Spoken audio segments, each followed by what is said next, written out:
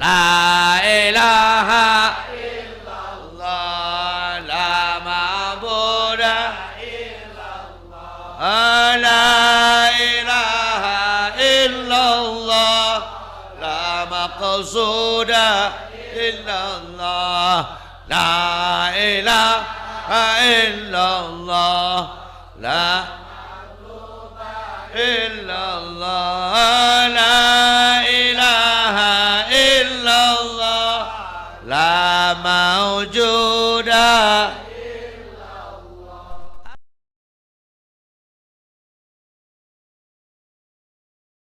Aslu kulli ma'siyatin wa ghaflatin wa syahwatin ar-ridha 'anil nafsi, wa aslu kulli ta'atin wa yaqzatin wa 'iffatin 'adamur ridha minka anha, wa li an tashaba jahilan la yarda 'an nafsihi khairun laka min an tashaba 'aliman yarda 'an nafsihi. Fa ayyu ilmin li 'alimin yarda 'an nafsihi, wa ayyu jahlin li jahilin la yarda 'an nafsihi. Aslu kulli ma'siyatin, asal dari seluruh maksiat. Ada yang suka maksiat? Ada tidak? Bangun tempat tinggalku Tara abdi magang ngising dina calana eta mah busiat bukan? Ieu mak maksiat.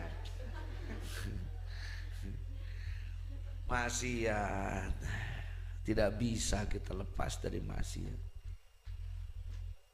Baru saja bangun buka handphone, sudah melihat omongan orang lain atau ngomongin orang lain di grup WhatsApp. Karek dihudang. Muka HP, aya Facebook, geus ningali ping-ping batur. Geus maksiat deui wae. Bahkan mata ini pun tertutup sambil melihat handphone, maksiat deui wae. Kalau hanya maksiat itu yang kita jauhkan, maka seperti layaknya pohon teh. Nyaho tangkal teh. Teh itu yang diambil itu apanya? Kade akarna di sana. Pucuknya. Supaya banyak pucuknya itu, kalau daun tehnya sudah tua, itu dikupas namanya. Dikupas teh dibabat supaya nanti keluar tumbuh tunas baru, pucuk-pucuk yang baru. Begitupun maksiat kita.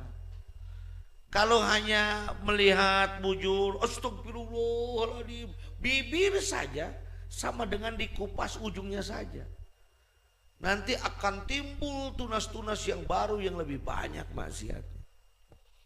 Maka harus diangkat sampai akarnya. Cara ngoren, kita ngoren, apa itu ngoren? Menghilangkan rumput atau ngoren. Ngoren pakai mesin rumput, bersih memang langsung. 2 hari 3 hari lebih gila lagi rumputnya. Beda lagi dengan ngoren make naon teh? Cungting. Cungkir.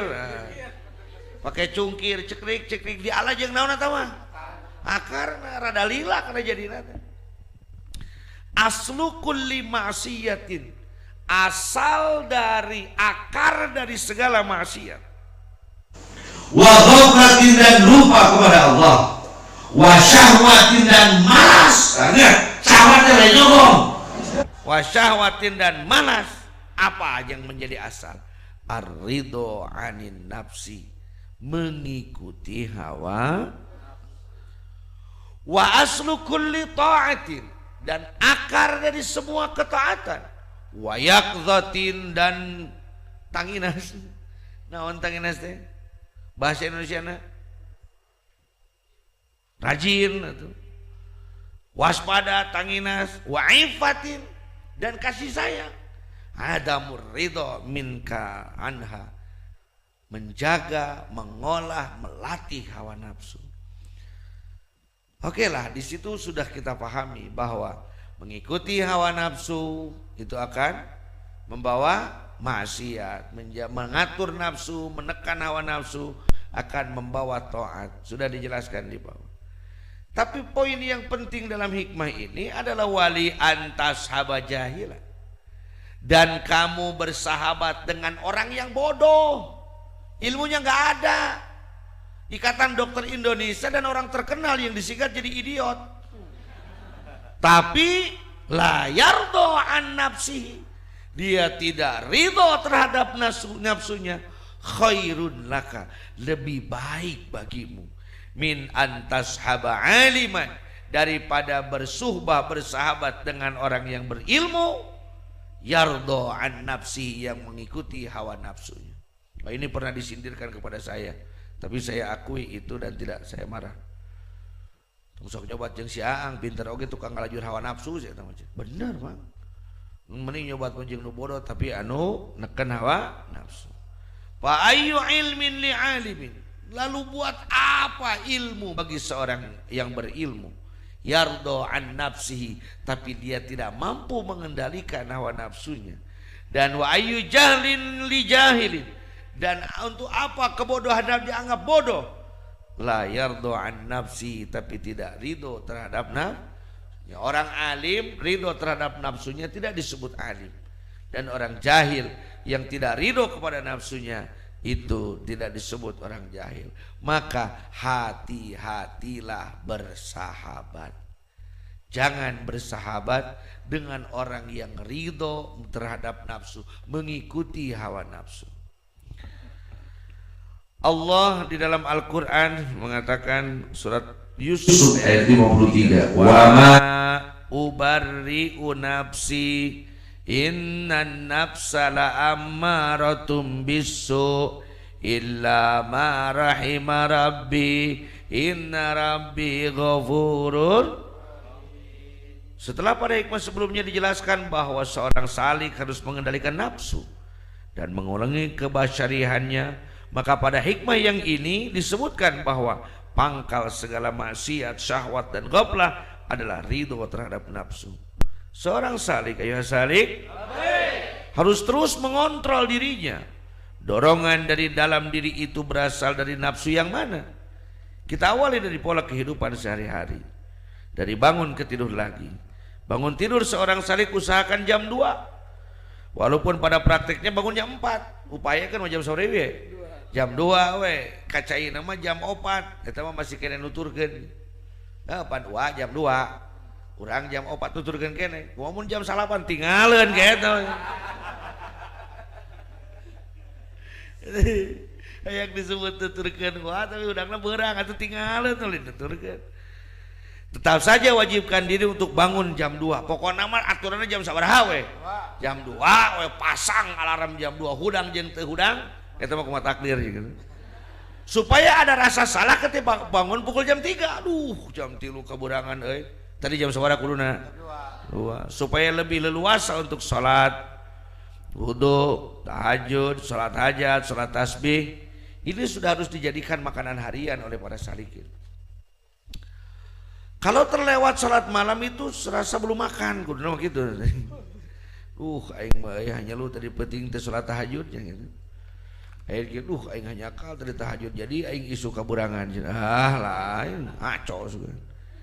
Ikut salat naon teh? Salat subuh, ikut salat, wirid, zikir kuliah subuh dari santri, atau kalau tidak punya kegiatan bisa diisi dengan tawajuh, zikir, jahar atau kopi sampai datang waktu sholat isyraq. Apabila mengikuti nafsu, bangun itu enaknya pukul 6. Jangankan qiyamul lail, sholat subuh saja kesiangan. Tong cara kamari nu ngilu umroh kamari, pan subuhna teh jam 8:30. Nu kamari umroh mah ai sholat teh jam 6. Tuh tingali utak aing hudang jam 6 teh ti Arabna. Eta mah da usum tiris gelo. Ai musim dingin mah dina jazirah Arab musim dingin subuh teh jam 8:30 adan teh. Nu karunya nu geus di masjid teh jam 2 eta. Langsung salat ngong adan teh langsung pan qobliyah puguh eta mah keadaan awal. Jam 4 teh adan awal. Pai dari salat subuh teh jam 6 mantap kamu majikan teh ngomong tah tingali bapak sok 5 jam 6 teh aya ti Arabna. Susok dicarekan wae. Ngaco. Itu setelah sholat subuh yang enak tidur lagi atau minum kopi. Nafsu itu sangat luas, apalagi kalau sudah kolaborasi dengan setan. Wah, eta mah lengkap. Membuat alasan yang hebat supaya kita tidak ibadah. Disitulah fungsi zikir. Bagi kami yang bodoh, termasuk saya Siang ya, yang malas, kalau sudah tidak kuat dengan bujukan nafsu dan setan menghalangi ibadah, sudah tundukkan saja zikir kopi sambil menjerit, ya Allah bantu saya, barulah ada hidayah yang semangat yang lagi. Anda yang berteman dengan orang bodoh tapi mampu mengendalikan nafsu lebih baik daripada Anda yang berteman dengan orang yang berilmu tapi mengikuti. Tidak sedikit orang yang berilmu yang menjadi hawa nafsu, ilmunya menjadi hujah, ilmunya malah digunakan untuk membuat alasan dan tidak mau dikoreksi oleh orang lain saeutik, termasuk abdi kan. Jadi kapinteran teh keur ngadalikeun nafsu urang. Lain kapan kapinteran teh keur ngadalilan nafsu urang. Syu'aul basirati yushhiduka kurbahu minka wa ainul basirati yushhiduka adamaka liwujudihi wa haqqul basirati yushhiduka wujudahu la adamaka la wujudaka. Syu'aul basirah, ada istilah basirah, ada basar, ada basirah. Basar itu penglihatan apa? Mata. Basirah itu penglihatan hati. Kalau kita mau berzikir maka basirah kita akan berapa? Kumaha coba basirah orang. Lamun orang kalau kita mau berzikir, zikir itu menghasilkan apa? Cahaya. Maka kalbu kita akan bercahaya, maka basirah kita akan bercahaya. Su'aul basirati, cahaya dalam basirah, dalam hati. Yushhiduka kurbahu minka, membuat kita tahu, bisa menyaksikan betapa dekatnya Allah dengan kita. Jadi kalau ingin kedekatan, merasakan kedekatan Allah dengan kita, banyak-banyaklah berzikir supaya hati kita bercahaya. Wa ainul basirati, penglihatan mata hati, yushhiduka adamaka, akan menyaksikan bahwa sebenarnya kamu itu tidak ada. Liwujudihi, karena adanya siapa? Allah. Dengan penglihatan mata batin kita, mana yang ada? Semuanya tidak ada. Yang ada adalah apa? Allah. La ilaha illallah, la ma'buda illallah, la ilaha illallah, la maqsud la ilaha illallah, la matluba la ilaha illallah, la mawjuda. Ya sekali ini.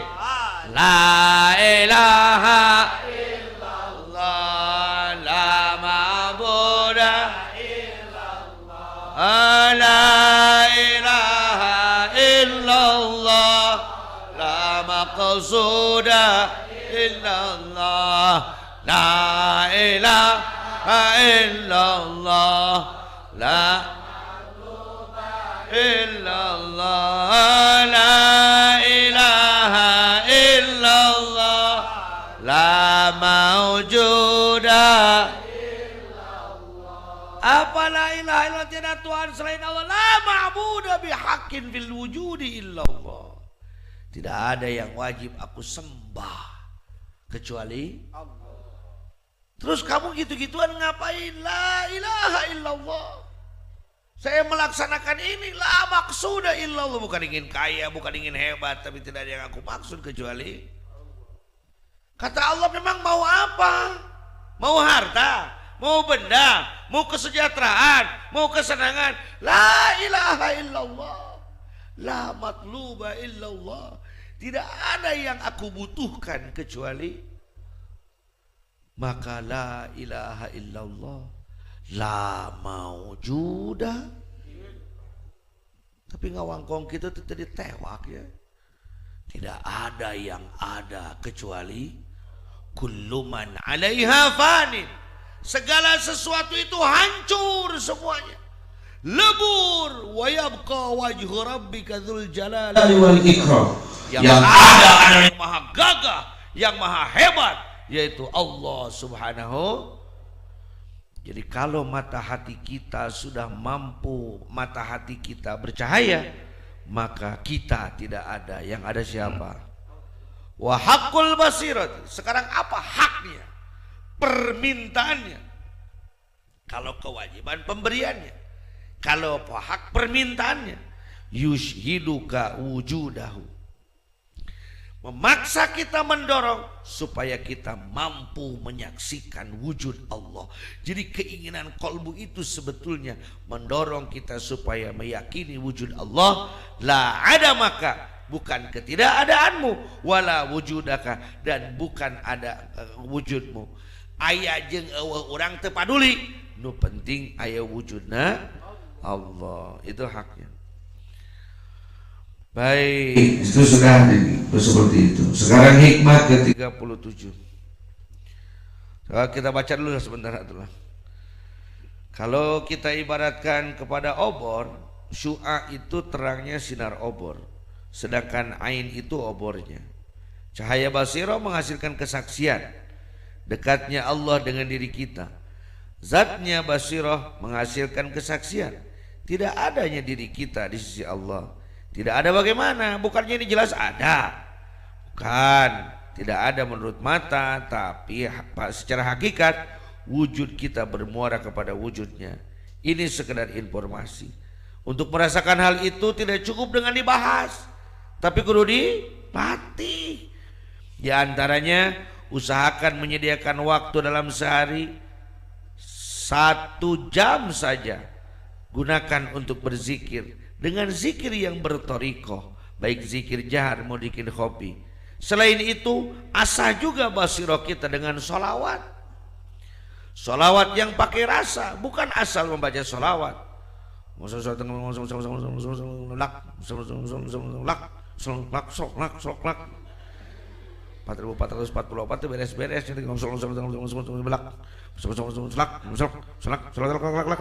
beres.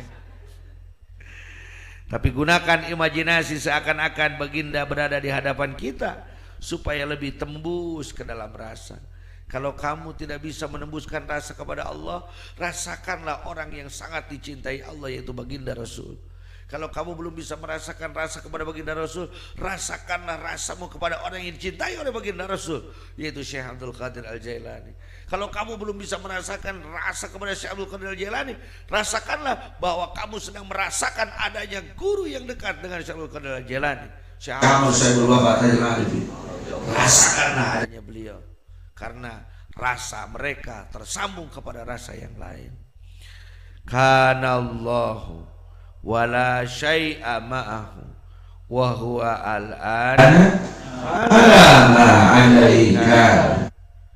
Kana Allah itu ada. Allah itu zaman baheula memeh aya kalimah aya, Allah bang saya. Sebelum adanya kalimah ada, Allah itu sudah. Wala syai'a ma'ahu, tidak ada sesuatu pun yang bersama Allah, tidak ada. Itu engkau yang di atas sana, atasnya juga milik Allah. Atas mana? Mun mana di atas di Amerika mau jadi kahanap modern. Pan buleud dunia na oge. Atau atas mana? Mengatakan Tuhan di atas sana itu simbol saja bahwa kita makhluk itu hina dan Allah itu maha mulia. Wala syai'a ma'ahu, tidak ada sesuatu yang bersama Allah. Orang sesuatunya juga dibuat oleh siapa? Oleh Allah, berarti adanya sesuatu menunjukkan adanya Allah. wa huwa al-ana, dan sekarang pun setelah ada semua makhluk langit bumi, gunung, laut, pepohonan, bangunan, alama alaihi kana, seperti itu juga tidak ada yang bisa bersama Allah. Tembus pandangkanlah segala sesuatu, jangan sampai terhalang dengan sesuatu, karena sesuatu tersebut yang membuat adalah Allah. Terus la tata'adda niyatu himmatika ila ghairihi fal karim la tatakhattahul amal. Bareng-bareng. La tata'adda niyatu himmatika ila ghairihi fal karim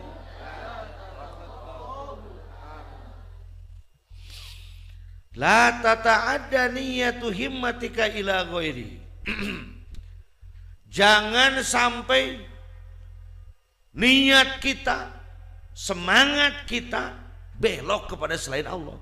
Awet kasalianti Allah. Kalau kita banyak beribadah kepada Allah, maka kita berdoa kepada Allah. Kalau kita dekat kepada Allah, maka doa kita akan dijabah. Kalau doa kita dijabah, maka Fortuner cair. Awet itu terliwati. Jadi diasupkan ke surga ngan jauh ting malah dokeun jadi malik di ke neraka gitu. Liwat. Semangatnya terlalu lewat. Hayang ibadah ke Allah teh pedah jadi hayang rizki Allah pan liwat itu. Fal karim la tatakhattahul amal. Karena Allah yang maha mulia tidak mungkin dilewati oleh keinginan. Yang membuat keinginannya itu siapa? Allah. Mantap tong sok hayang salianti Allah. Sawab nu ngayakeun ka hayang na ge saha? Nu ngayakeun nu dipika hayangna saha? Allah. Jangan kamu dekat dengan si neneng itu karena ingin sulampenya. Karena yang memberi sulampe itu neneng, dan yang membuat indah sulampenya juga neneng. Lebih baik kamu dekati siapanya. Nenengnya ada sulampe atau tidak ada sulampe kan tidak perlu, bisa pakai tisu atau gitu. Kalau sudah sama siapa? Sama neneng. Di antara sifat Allah adalah Al-Karim, yaitu maha pemberi tanpa melihat keadaan yang diberi. Jadi Allah itu tidak melihat mentang-mentang ini getol ibadah gede diberi-gede, iya mah kedul ibadah diberi saat itu. Tidak. Semua diberi oleh Allah karena Allah maha mulia. Apakah mereka orang patuh atau pembangkang? Al-Karim adalah zat yang memberi tanpa dipinta sebelumnya. Pernahkah kita sebelum lahir itu, kita pas lahir udah bisa berdoa belum? Sudah diberi napas belum oleh Allah? Sudah can ge bisa ngadoana, geus diberi napas. Piraku ayeuna geus bisa ngadoa, hayang menta nu sejen atuh nganuhunkeun ka kamari atuh. Gitu. Sebelumnya yang tidak pernah mengecewakan orang yang berharap kepadanya. Ketika kita mempunyai cita-cita yang baik apapun itu, hati bersandar bergantung kepada Allah, badan berupaya mewujudkannya.